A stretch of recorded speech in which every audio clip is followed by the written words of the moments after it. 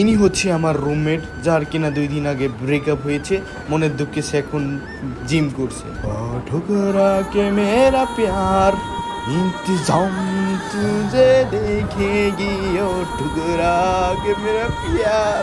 আসসালামু আলাইকুম গাইস, আশা করি আপনারা সবাই ভালো আছেন। আজকে আমি দেখাতে যাচ্ছি একটা ব্যাচেলর ছেলের একদিন, মানে সে একদিনে কি কি করে। তার প্ল্যান থাকে অনেক, কিন্তু কিছুই করে না। আজকে আমি দেখাবো আমার রুমমেটের জীবন কাহিনী না, একদিনের কাহিনী। Let's go. যেদিন তার ব্রেকআপ হলো সেদিন রাত্রে, এখন বাজে রাত 1:21। এখনো তাদের মাঝে চলছে তৃতীয় বিশ্বযুদ্ধ, কেউ তাদের ঠেকাতে পারবে না। অবশেষে এই বিশ্বযুদ্ধ সমাপ্ত হলো। ছ্যাঁকা খেয়ে ব্যাকা হয়ে সে নাকি এখন সালমান খান হবে, তার জন্য বডি বানানো শুরু করে দিল এই রাত 1টার সময়।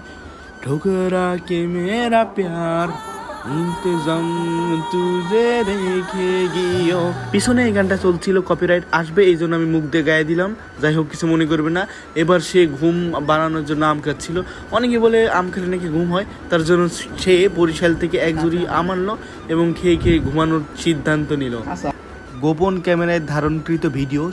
গগন সাকিবের গান শুনে শুনে সে কান্না করছিল এবং ব্যায়াম করতেছিল। গানটি হলো, হাতে আমার নেশার বোতল, চক্ষু দুইটা লাল, পিয়ার পাইলে থাপড়াইয়া লাল করতাম গাল, বুঝাই দিতাম ব্রেকআপ দিয়ার এত ঝাল, চুলাই নিতাম আমি তার ওই শাল। এক রাতে বডি বানাইতে পারবো না। হ্যাঁ, আপনারা দেখুন এক রাতে কিভাবে বড়ি বানাইতে হয়, দেখুন। অতীতের সকল কষ্ট ভোলার জন্য তিনি দারাজ থেকে iPhone 16 অর্ডার দিয়েছিল, কিন্তু তার চোখে ছিল পানি। তার চোখের পানি দেখে আমি পুরো কেঁদে দিয়েছি। তার মন ভালো করার জন্য আমরা চলে আসলাম বাজারে ঘোরার জন্য, কারণ আজকে আমি তাকে বিরিয়ানি রান্না করে খাওয়াবো। যদিও জীবনে রান্না করে খাওয়াইনি, এটাই ফার্স্ট টাইম। দেখি কেমন বিরিয়ানি রান্না করি, সেগুলো খেয়ে দাঁত আস্তা থাকে নাকি ভালো থাকে। মুরগি বলেছিল, ভাই তুমি রান্না করতে পারবে না, আমাকে আমার জায়গায় রেখে দাও। কিন্তু মুরগির কথা না শুনে মুরগিকে আমরা ধরে বাসায় নিয়ে গেলাম।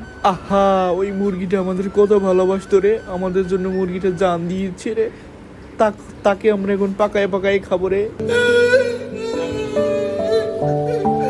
প্রিয়, তোমার এলাকা ছেড়ে যাচ্ছি, তোমাকে সারার ফিলিংস হচ্ছে। সারার ফিলিংস তো হবেই, কারণ সত্যি ছেড়ে চলে যাচ্ছি।